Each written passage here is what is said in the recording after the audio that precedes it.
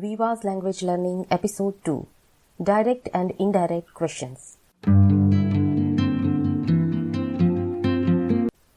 Hi everyone, welcome to VLL Viva's Language Learning, where you can improve your English just a few minutes a day. My name is Vipa and I am the teacher at VLL, and it is my goal to make you learn English faster and better. So let's get started with today's lesson. Welcome everyone. आज हम बात करने वाले हैं all time most important topic for all English learners, direct and indirect questions. Now first of all the question arises in our mind is what is the difference between direct question and indirect question. दोस्तों, हम जानते हैं कि हर एक language में बातचीत करने के दो प्रकार के टोन होते हैं. As we know, English is a very polite language, तो इंग्लिश में भी बातचीत करने के दो टाइप के टोन होते हैं. Direct questions means what? Direct questions यानी कि नॉर्मल, सीधा साधा, डायरेक्टली पूछा गया question. Such questions we generally ask to friends, family members and people who know very well. For example, अगर हमें किसी से पूछना है कि लाइब्रेरी कहाँ है, तो हम उसे इंग्लिश में पूछेंगे where is the library. So here you can see that we have asked directly about the library. Now what is the indirect question? Indirect questions are little more formal and polite. Indirect questions हम तब use करते हैं जब number 1, हम जिस व्यक्ति से बात करते हैं उसे ज्यादा जानते पहचानते नहीं हैं, एंड नंबर 2, जब हम प्रोफेशनल वे में बातचीत करते हैं तब. If we see the example, जो हमने पहले डायरेक्ट क्वेश्चन पूछा था वेयर इज द लाइब्रेरी, अगर हमें वो इनडायरेक्टली पूछना है तो हम पूछ सकते हैं could you tell me where the library is. Direct questions हम आसानी से फॉर्म कर सकते हैं. आपने प्रोबेबली अपने स्कूल टाइम से ही सीखा होगा कि कैसे हम क्वेश्चंस फॉर्म करते हैं. तो अगर इसका ग्रामेटिकल फॉर्मेट देखें तो कुछ इस प्रकार होगा. A question word, you can also say WH words plus auxiliary verb यानी कि helping verb plus the subject plus the main verb. अब इस एग्जाम्पल को देखें, वेयर इज द लाइब्रेरी, तो यहाँ पे वेयर जो है वो क्वेश्चन वर्ड है, इज ऑक्सिलरी वर्ब है एंड द लाइब्रेरी सब्जेक्ट है. अब इस वाले सेंटेंस में मेन वर्ब नहीं है. अगर इनडायरेक्ट क्वेश्चंस की बात करें तो there are some typical phrases for starting indirect questions. Indirect questions को स्टार्ट करने के लिए हमें कुछ जरूरी वाक्यांश यूज कर सकते हैं, जो मैं आज आपको बताने जा रही हूँ. So friends, today I am going to teach you 7 different phrases that you can use to ask indirect questions. Number 1, could you tell me. जैसे कि हमने देखा, where is the library question को हम इनडायरेक्टली पूछने के लिए कुड यू टेल मी का यूज कर सकते हैं. Could you tell me where the library is. Number 2, do you know. And number 3, do you have any idea. ये दोनों फ्रेजेस आप तब पूछने के लिए यूज कर सकते हो जब सामने वाला व्यक्ति आपके क्वेश्चन का आंसर जानता है कि नहीं, ये आपको पता नहीं है. When you don't know whether the other person knows the answer or not. For example, do you know where the library is? या फिर do you have any idea when the train arrives?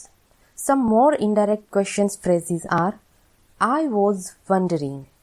And the 5th one, I would like to know.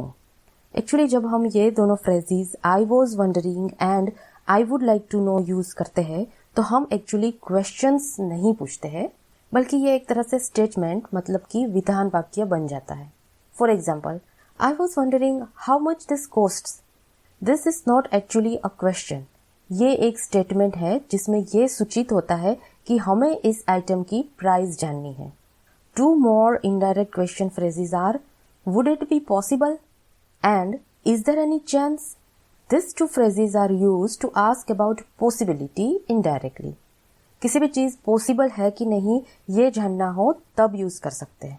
Would it be possible to meet you tomorrow? Is there any chance of meeting you tomorrow?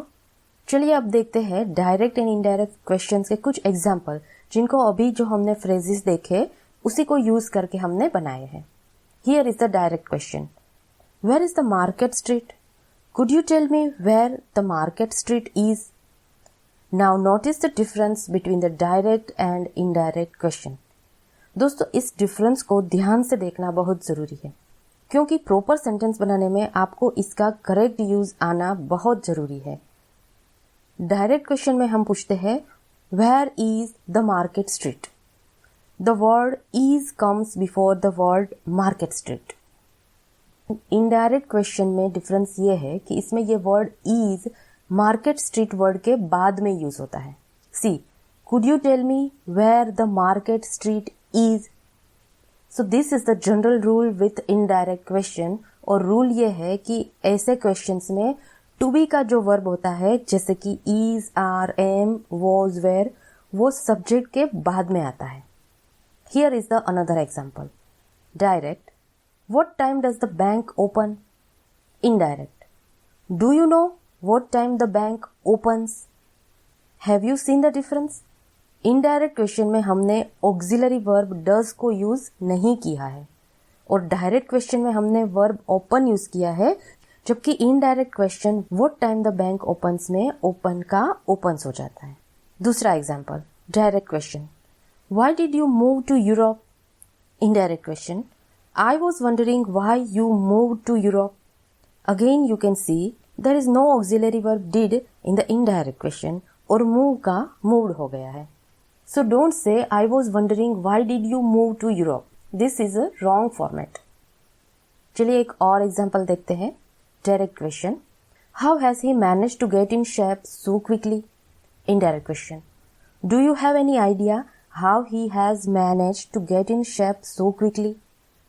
यहाँ पर जो question है वो perfect present tense में है. How has he managed. Direct question में auxiliary verb has subject से पहले है, लेकिन इनडायरेक्ट में ऑर्डर चेंज हो जाता है. ऑक्सिलरी हैज सब्जेक्ट के बाद में चला जाता है. Do you know how he has managed. Direct question. Can you finish the project by tomorrow? Indirect question. Would it be possible to finish the project by tomorrow? यहाँ पर हमने direct question में कैन को replace करके indirect question पूछने में उसकी जगह पे वुड इट बी पॉसिबल कर दिया है. So one more example for asking about possibility. Direct question. Can we change the meeting on Thursday? Indirect question. Is there any chance that we could change the meeting on Thursday? यहाँ पर आप देख सकते हैं कि is there any chance एक phrase है जिसको हम कैन को रिप्लेस करने के लिए, यानी कि पॉसिबिलिटी शो करने के लिए इनडायरेक्टली क्वेश्चन पूछने में यूज कर सकते हैं. और एक बात मैं बता दूं कि अगर हमारा direct question yes no question type का क्वेश्चन है, यानी कि ऐसा क्वेश्चन जिसका आंसर यस और नो में आता है और जिसमें WH वर्ड्स जैसे कि who, where, when, how, why जैसे वर्ड्स नहीं आते हैं, तो फिर ऐसे क्वेश्चंस जब इनडायरेक्ट क्वेश्चंस में पूछने होते हैं तो वो इफ से शुरू होते हैं.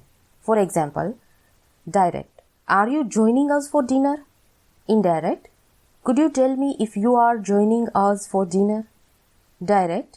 Do they speak in English? Indirect. I was wondering if they speak in English. Direct. Do you plan of travelling this summer? Indirect. I would like to know if you plan of traveling this summer. So friends, in today's lesson, we have seen 7 phrases to form the indirect questions, and number 2, the difference between direct and indirect question structure. So friends, let's revise the 7 phrases that we have learned today to use making indirect questions. Could you tell me? Do you know? Do you have any idea? I was wondering. I would like to know. Would it be possible? Is there any chance? तो आपको आज की बात कितनी समझ आई ये जानने के लिए मैं आपको एक क्वेश्चन पूछती हूँ. आप इसका आंसर मुझे कमेंट बॉक्स में कमेंट करके बताइए.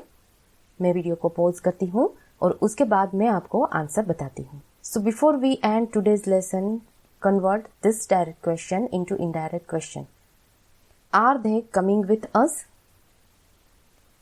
So if you want to convert this direct question into indirect questions, you can ask, do you know if they are coming with us? So that's it for today's lesson.